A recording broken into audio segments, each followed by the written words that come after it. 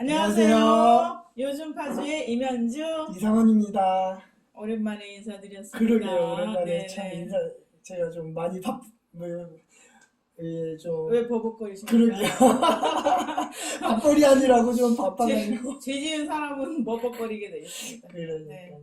그래서 거짓말 탐지기가 굳이 필요하지 않습니다. 제가 좀 거짓말을 못하는 성격이라. 벌써 거짓말했나?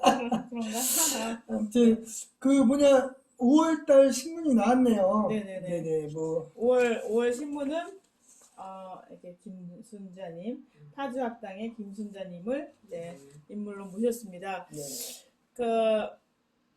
이 사람이 살다 보면은 어떤 이런 그 계기가 있잖아요. 네네. 근데 이분은 파주에 이 뒤에 게 없네. 파주에서 네네. 이제 뭐 이렇게 일하고 그러다가 어느 날 집 근처에서 풍겨오는 아카시아 꽃 향기가 코를 베는 듯한 충격을 받았대요. 그래서 이렇게 아카시아 향을 맡으면서 이러면서 파블로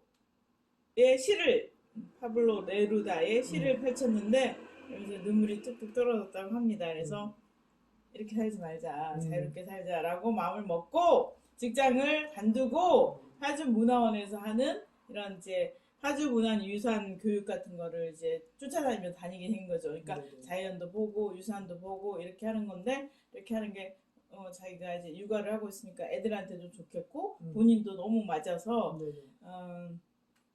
공부를 하고, 이제 이런 공부 같은 거는 많이 해요, 주부들이. 근데 그렇게 해서 끝나는 게 아니라 거기서 자기가 이게 너무 좋으니까 계속 유적지를 찾아다니고 공부를 하고 그렇게 하면서 이제 2017년에는 배움터 파주학당이라는 사회적 협동조합인가요? 사회적 기업인가? 하여간 사회적 기업을 만들었어요. 네네. 그래서 파주학당 대표로 이제 일을 하고 계시죠. 이게 무슨 이렇게 학당이라고 하면 어떤 공간이 있는 건가요? 아니, 그러니까 사무실도 있어요. 있는데 뭐냐면은 이제 그 안에서 뭐 이렇게 서당처럼 장기적으로 프로그램을 하는 게 아니라 이제 예를 들면 뭐 1박 2일짜리 프로그램 아니면 1일짜리 프로그램 네네. 뭐 이렇게 그거보다 파주를 잘하는 팀들이 요청하는 프로그램 아니면은 파주를 처음 오는 팀들이 요청하는 프로그램 등등, 아니면 자연과 문화유산을 50대 50으로 해달라라든지 네네네. 아니면 문화유산만 해달라든지 이런 요청에 따라서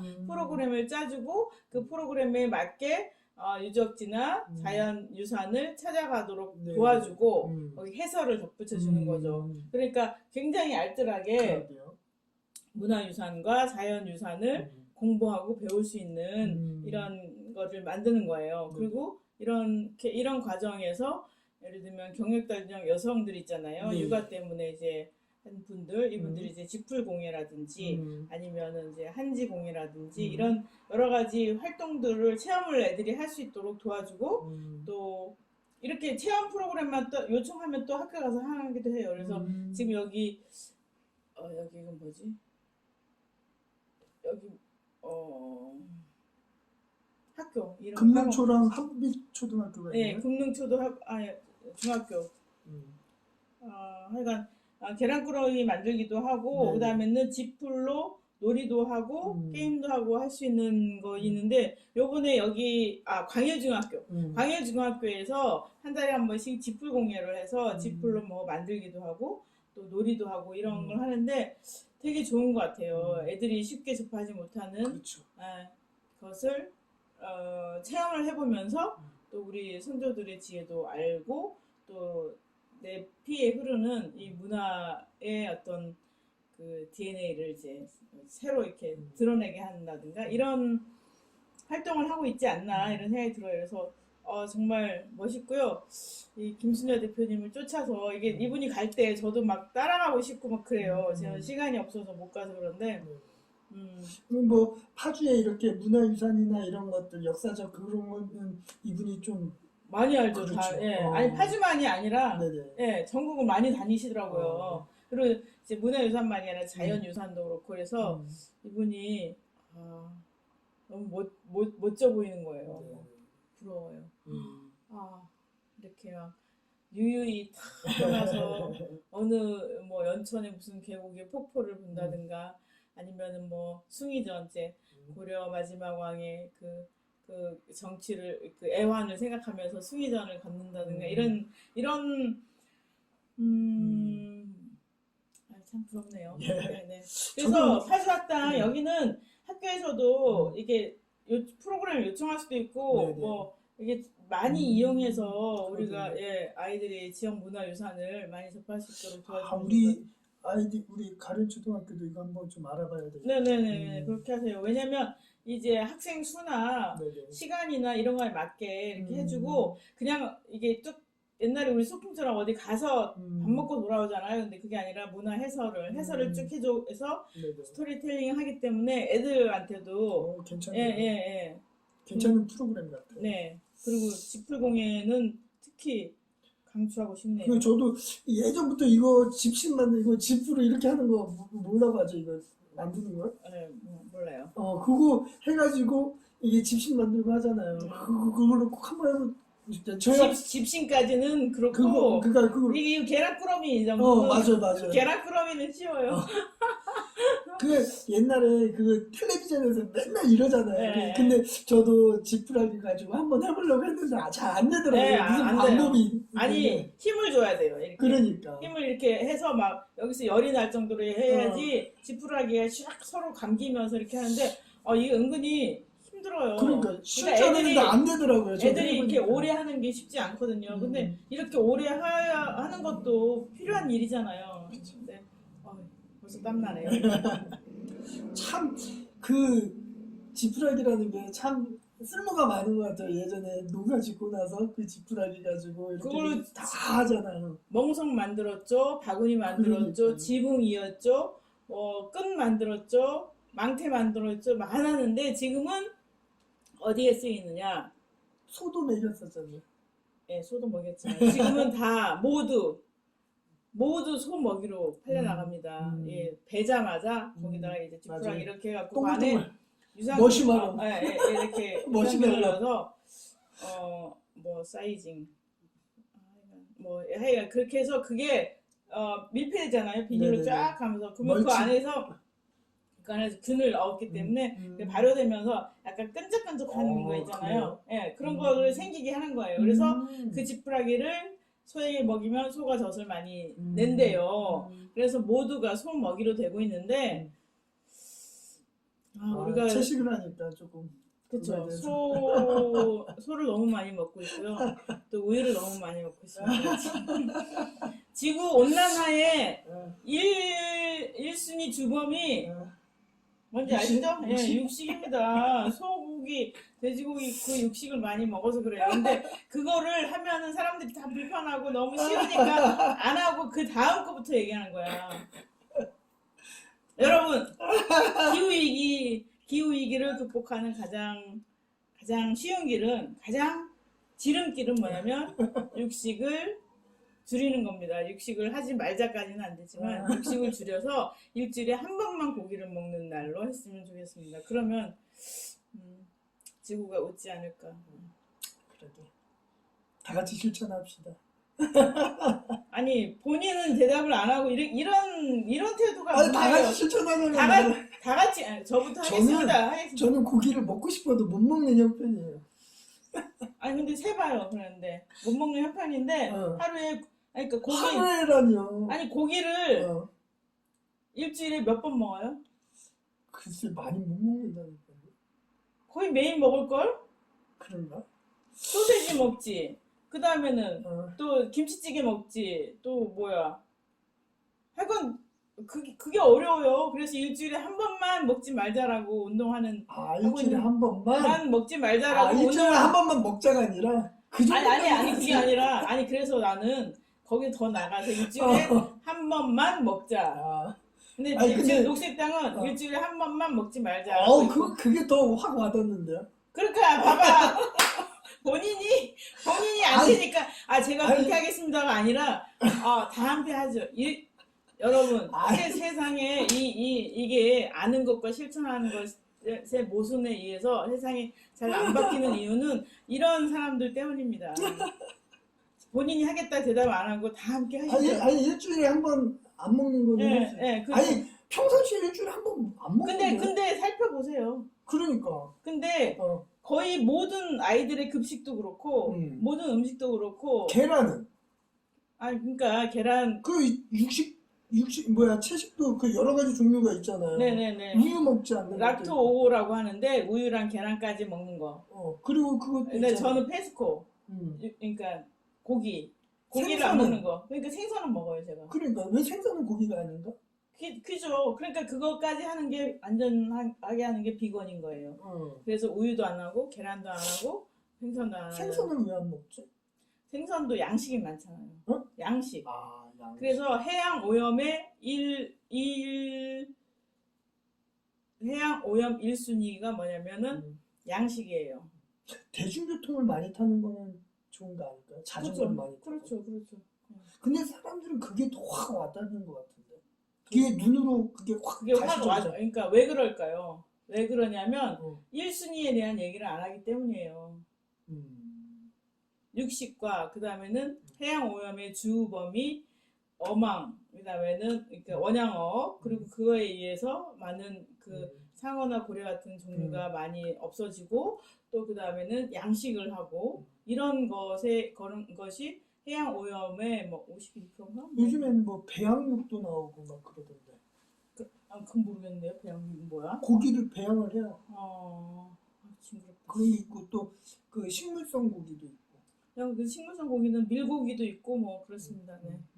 아무튼 그 뭐 저는 그 좀 과학이 좀 이런 것들을 좀 해결해 나갈 것 같다는 거라고 생각하시는 착각은 안 아닌가요? 하시는 게 좋을 것 같습니다. 지금 현대 문명이 보십시오.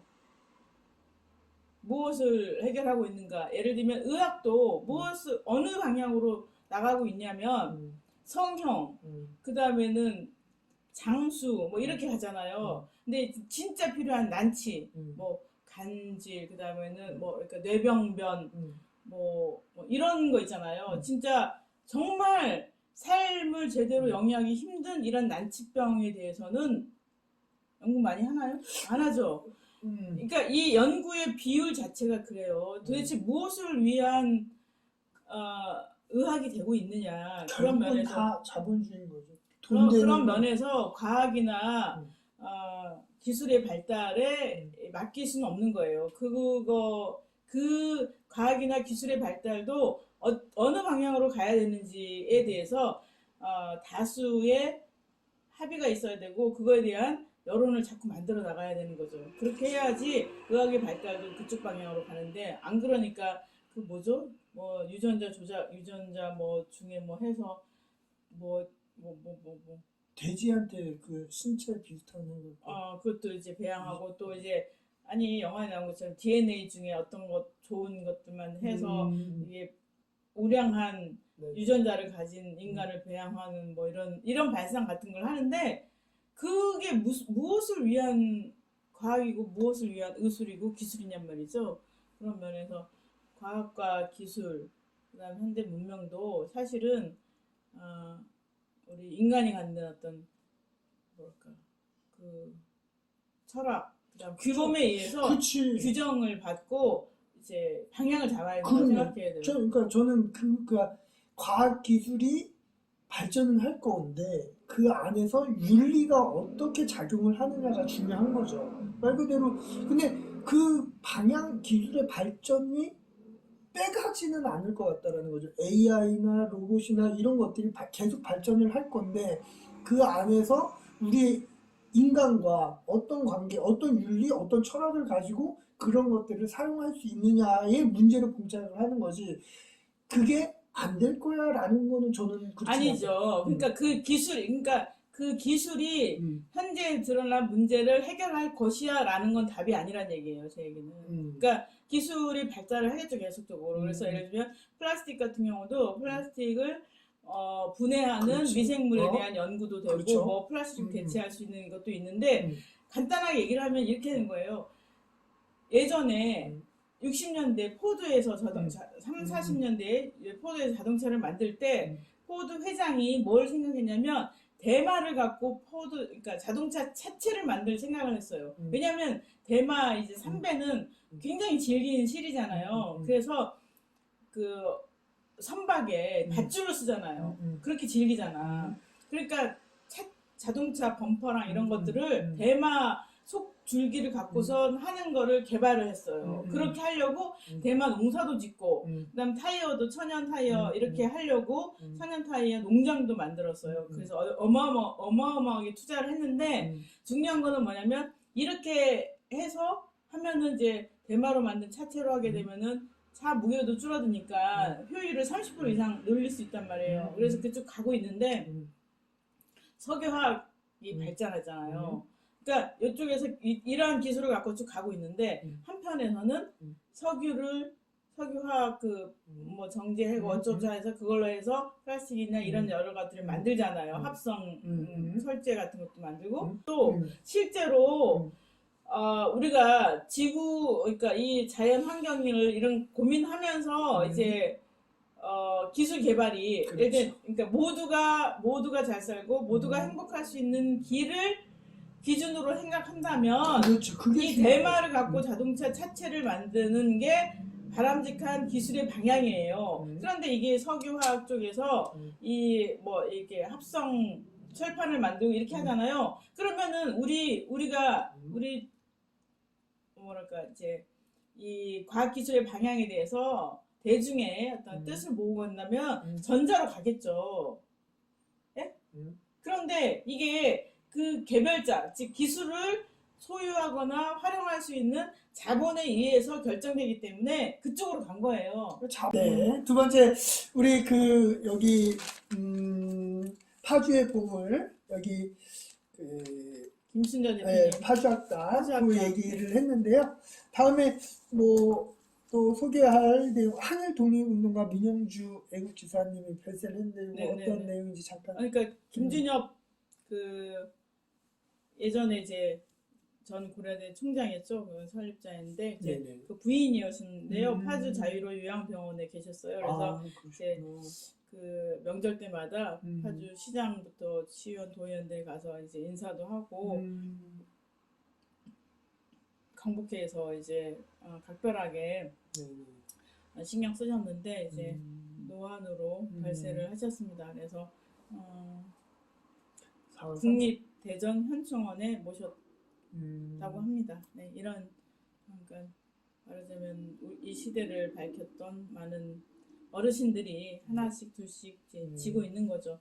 그러니까 그런 역사적인 그 맥락 속에서 우리도 잘 살아야겠다. 그런 뭐 의미입니다. 우리가 지금 이렇게 누리는 것도 다 이렇게 한일 독립운동 하셨던 분들이 그래 뿌리를 내리고 우리가 그 기반에서 서 있는 거잖아요.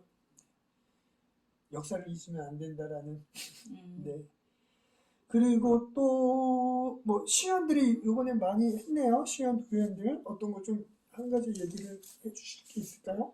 아니 그러니까 이제 묵준혁 의원이 공동육아 나눔 활성화 지원에 관한 조례를 발의했다고 합니다. 그래서 이게 통과됐고요. 그다음에는 박은주 의원은 공정관광 육성 및 지원에 관한 조례를 하는데 관광을 이제 공정관광이라고 해서 이 말하는 지역 문화나 환경이나 지역 주민에게 지역 주민을 이렇게 뭐 이렇게 말하자면 대상화하거나 수탈하거나 이렇지 않는 형태로 관광이 돼야 되지 않느냐. 이제 공정관광이라는 개념이 나오고 있는데 그렇게 지금 파주의 관광도 그렇게 돼야 되지 않느냐라는 방향을 갖고 조례를 만든 것 같습니다.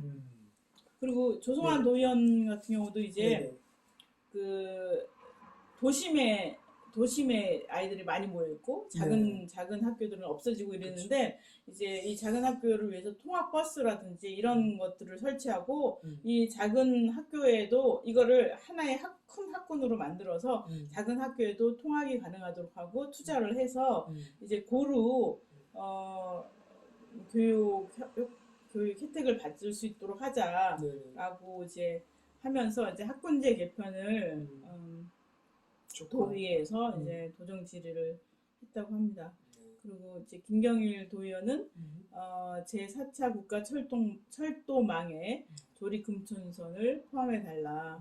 지금 이제 북파주 쪽에 없잖아요. 그쪽으로 연결되는 게 없고, 그다음에는 그 뭐죠?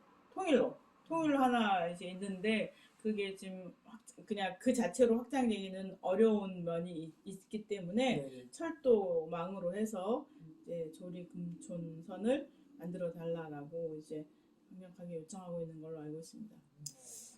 김영일 도의원은 교통 쪽으로 스스로를 전문화해서 활동하고 있는 걸로 알고 있고요. 그러네요. 그 지금 그 공공기관 우리 지금 파주시에서 유치하려고 많은 노력을 하고 있잖아요. 네네. 근데 지금 진행이 혹시 어느 정도 이달 말에 네네. 결정된다고 합니다. 그러니까 지금 한 10일 남았네요. 그런데 네. 지금 일단은 경기도 경제과학진흥원과 경기주택도시공사 이 두 기관의 이제 유치로 1차 심사 통과했어요. 네. 이제 파주시에서는 이제 경기주택도시공사를 원하겠죠. GH라고 해서 이제 기본주택 구상을 많이 하고 있는 걸로 알고 있는데 그게 파주에 왔으면 좋겠다 이런 생각을 하고 공공기관이 어쨌든 파주에 오면은 파주로서는 좋은 효과가 있겠죠. 그렇죠. 네, 여러 가지 뭐 일자리도 그렇고 네, 그럴 것 같습니다. 네, 그렇고 뭐 또 얘기할 거 이거 뭐 간단히 한번 소개시켜줘. 아니 저기 그 부처님 오신 날이었잖아요. 네네네. 예, 어제였죠. 어제. 네. 근데 이제 고려 현종이 세운 천년 고찰이 음. 있습니다. 파주 용상사라고 해서 네네.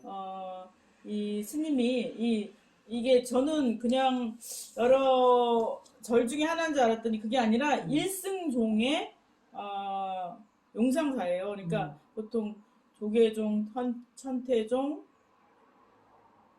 이거밖에 모르네 내가. 그렇게 불교도 이렇게 많이 나뉘는. 예. 그러니까 이제 선을 닦는 이런 네네. 방법에 따라서. 근데 우리나라는 조계종이에요. 다 전체적으로 다 조계종인데 네. 그 안에 이제 좀 더 중심을 화엄경에 두느냐, 뭐 금강경에 두느냐 이런 거에 따라서 천태종, 그다음에는 조계종, 또 뭐 하나 더 있는데 이렇게 있고요. 그다음에는 여기는 일승종이라고 해서 또 다른 종파더라고요. 그래서 여기는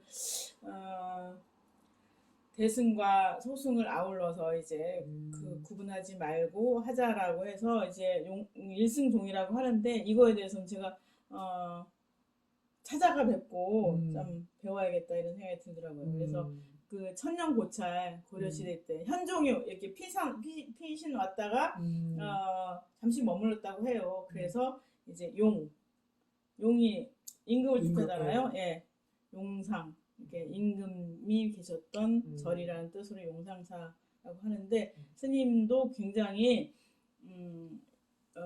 현대적이라 그럴까요? 이제 보통 보면은 막 신도 막 많이 만들고 막 무슨 행사 많이 하고 막 조직 만들고 막 그렇게 해서 그 절의 규모를 키우는 거에 주지 스님들이 많이 신경을 쓰는데 지금 이 문수 스님은 그런 게 아니라 그러니까 그런 게 아닙니다. 그래서 그 세상을 변화시키는 것은 조직이 아니라 개인들의 개혁 정신이다. 라고 해서 어디서 많이 들어보는 네. 이거 되게 있는 민주시민의 네, 되게 혁신적이십니다. 그러니까 보통 저를 하고는 다른 것 같은데 문수 스님 모셔서 한번 얘기 듣고 싶기도 하고 그래요. 근데 지금 코로나 때문에 그런데 이런 지역에 이제 자기 철학과 신념이 확실하신 분들을 모셔서 이야기를 들어서 파주 시민의 이제 정신적인 고향을 이제 꾀하고 싶은데 지금은 그러네요. 파주에서 좀 유명한 절은 어떤 절이?